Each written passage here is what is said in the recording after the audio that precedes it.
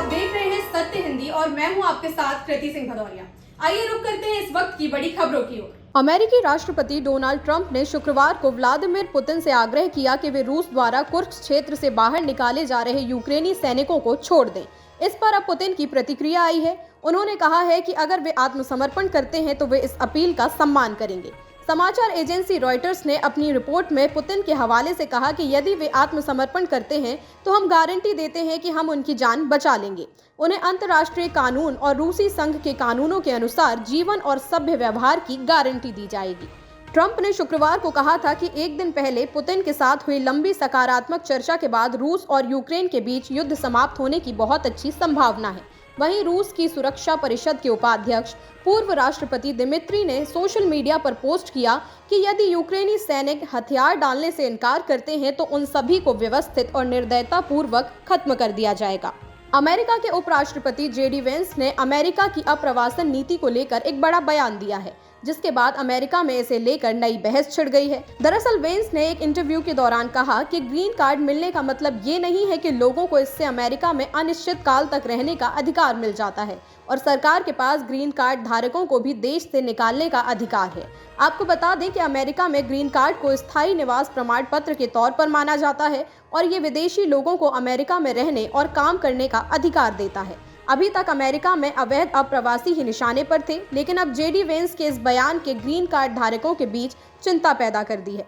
JD Vance ने कहा कि ग्रीन कार्ड धारक को अमेरिका में अनिश्चित काल तक रहने का अधिकार नहीं होता है। ये बोलने के अधिकार के बारे में नहीं है, ये राष्ट्रीय सुरक्षा का मामला है और सबसे अहम बात तो ये है कि ये हम अमेरिकी नागरिकों का अधिकार है कि हम अपने समाज में किस तरह के लोगों को शामिल करना चाहते हैं। महात्मा गांधी के परपोते तुषार गांधी की आरएसएस को लेकर एक कथित टिप्पणी पर बीजेपी ने प्रतिक्रिया दी है। बीजेपी नेता वी मुरलीधरन ने कहा कि तुषार गांधी प्रोपेगेंडा फैलाने के लिए केरल आए थे और वो कांग्रेस का टिकट पाने की कोशिश कर रहे हैं। बीजेपी नेता वी मुरलीधरन ने यह भी कहा कि ना ही किसी ने उन पर हमला किया और ना ही उनके साथ हाथापाई की गई। वो एक जगह जाते हैं और पूरी तरह से झूठ फैलाने की कोशिश करते हैं तो स्वाभाविक रूप से वहां पर मौजूद लोगों ने विरोध किया। ये कोई पहले से तय विरोध नहीं था। जो लोग वहां थे उन्हें लगा कि वो जो कह रहे थे वो सच नहीं था। उन्होंने कहा कि आप इसकी तुलना उस घटना से भी कर सकते हैं जहां राज्यपाल के साथ दुर्व्यवहार किया गया और कोई भी मामला दर्ज नहीं किया गया। तो केरल में पिनाराई विजयन के शासन में अब राज्यपाल पर हमला होता है तो कोई मामला दर्ज नहीं होता, लेकिन कोई व्यक्ति जो गांधी जी के वंशज होने का दावा करते हैं वो आते हैं और कुछ प्रोपेगेंडा फैलाते हैं जिसका सच से कोई लेना देना नहीं है, उनका विरोध होता है और केस दर्ज हो जाता है। मुरलीधरन ने कहा कि ये एक राजनीतिक प्रोपेगेंडा है। तुषार गांधी इसी के लिए यहाँ आए थे। वो कांग्रेस का टिकट पाने की कोशिश कर रहे हैं। इस बार भी उन्होंने कोशिश की लेकिन उन्हें टिकट नहीं मिला।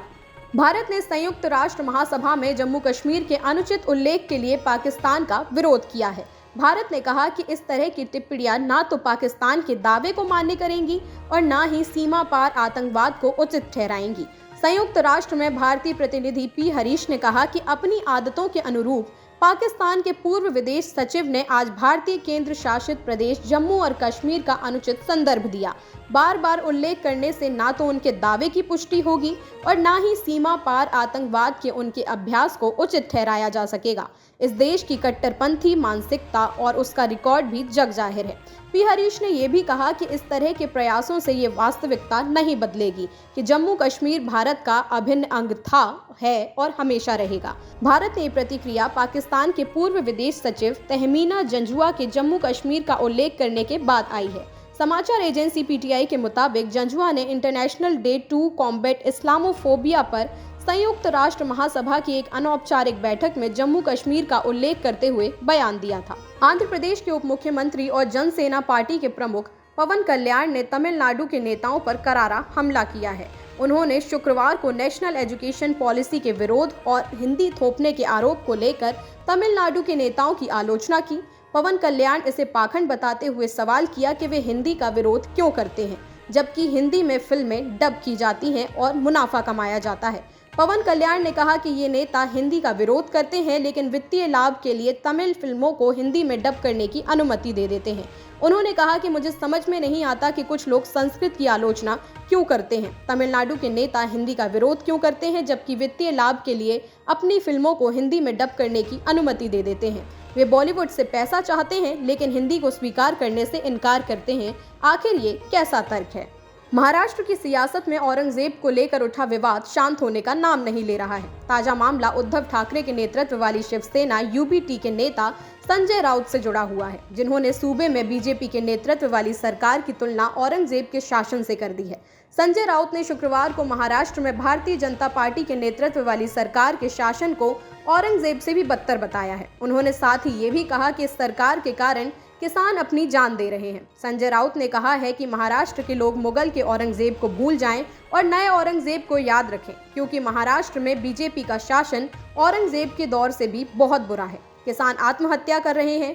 बीजेपी का कार्यकाल औरंगजेब से भी बदतर है। वो मुख्यमंत्री देवेंद्र फडणवीस के बयान पर सवाल का जवाब दे रहे थे, जिसमें उन्होंने कहा था कि हर कोई महसूस करता है कि छत्रपति संभाजी नगर में मुगल शासक औरंगजेब की कब्र को हटा दिया जाना चाहिए। भारत में इस वक्त सैटेलाइट इंटरनेट चर्चा में है, खासकर स्टारलिंक की जियो और एयरटेल के साथ पार्टनरशिप के ऐलान के बाद।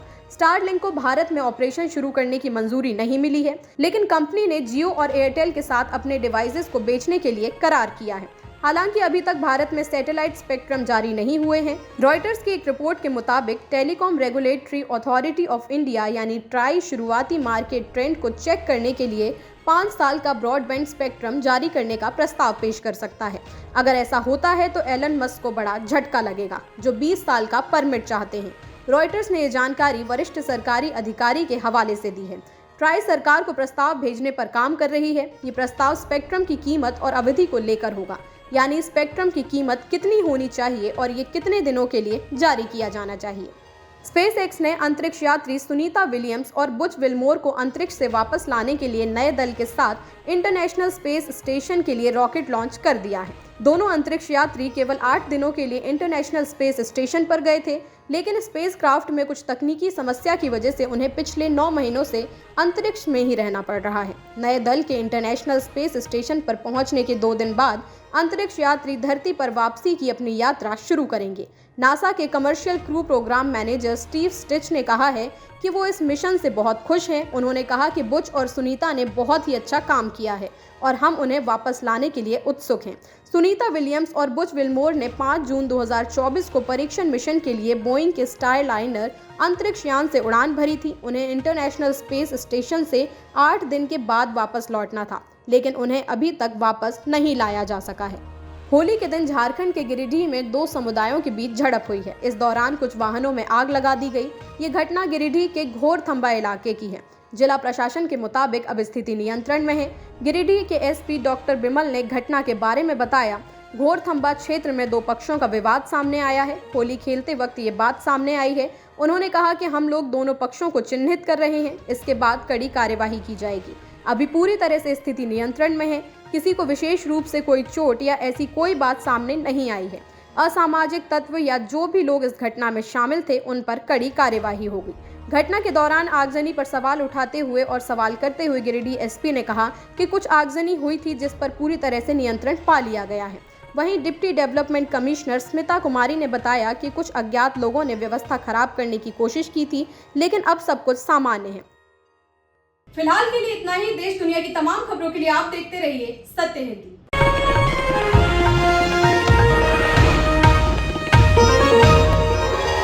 Copyright disclaimer under Section 107 of the Copyright Act 1976. Allowance is made for fair use for purposes such as criticism, comment, news reporting, scholarship, and research.